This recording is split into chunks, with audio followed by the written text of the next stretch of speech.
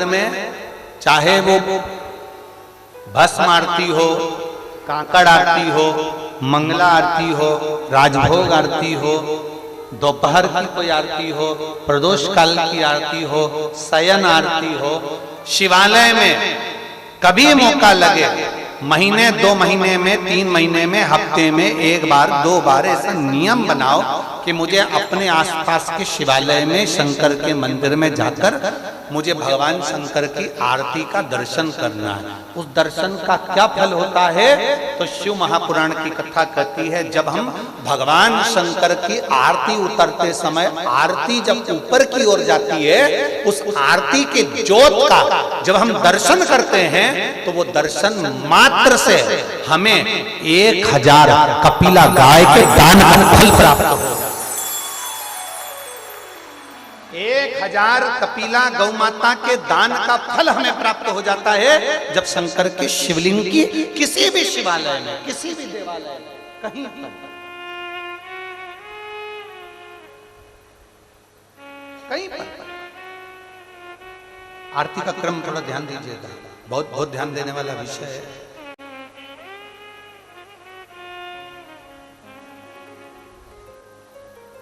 कभी मौका लग जाए, सारी दुनिया के लोग तुमसे कह रहे हैं तेरे घर में पितृदोष है, 1 रुपए कमाते हो, 1.25 रुपए खर्च होता है, मानसिक टेंशन बना रहता है। घर में एक व्यक्ति बीमार है, ठीक हुआ, दूसरा बीमार पड़ गया, दूसरा ठीक हुआ, तीसरा बीमार पड़ गया, तीसरा ठीक हुआ, चौथा बीमार पड़ गया, मतलब कहीं ना कहीं पितृ का भाव, पितृदोष का वर्णन। किसी ने कहा तुमसे कि तेरे यहाँ पितृदोष है,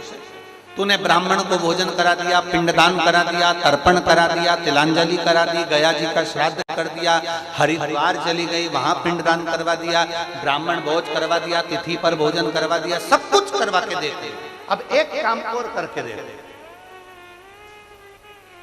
एक काम और करके देख लो। जब तुम घर में भगवान शंकर की आरती, तुम्हारे घर में शंकर जी का शिवलिंग है, भले काय का भी हो, छोटा सा, भले सियोर का कंकर शंकर हो, नर्मदा का कंकर हो, चाहे शंकर पारद के हो, पीतल के हो, स्टील के हो, लकड़ी के हो, जिसके भी हो, लोहे के हो, पाषाण के हो, जिसके भी हो, शंकर का शिवलिंग अगर हमारे घर में है और आप रोज प्रतिदिन भगवान की आरती करते हो, प्रतिदिन, और आपको लग रहा है कि मेरे यहाँ तकलीफ चल रही है, ये ठीक ही नहीं हो रही, लगभग 1.5 महीना आप कम से कम 45 दिन,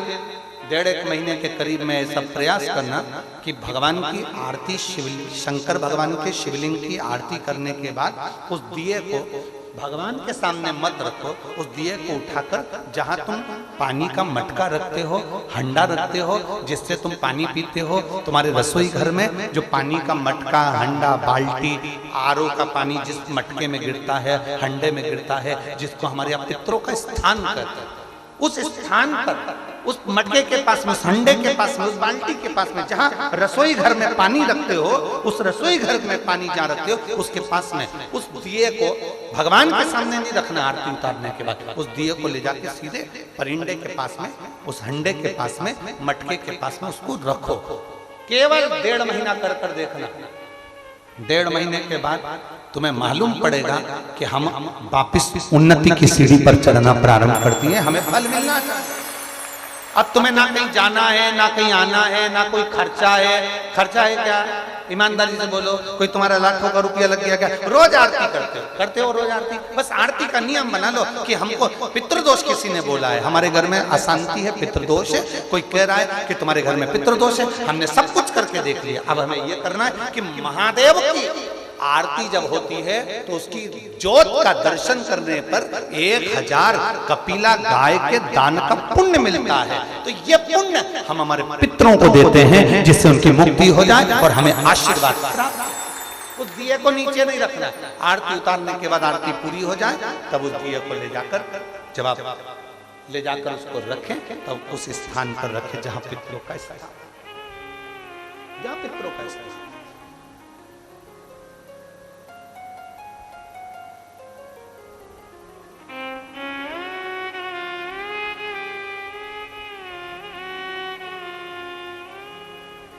तेरे दरबार की बाबा निराली शान देखी है, तुझे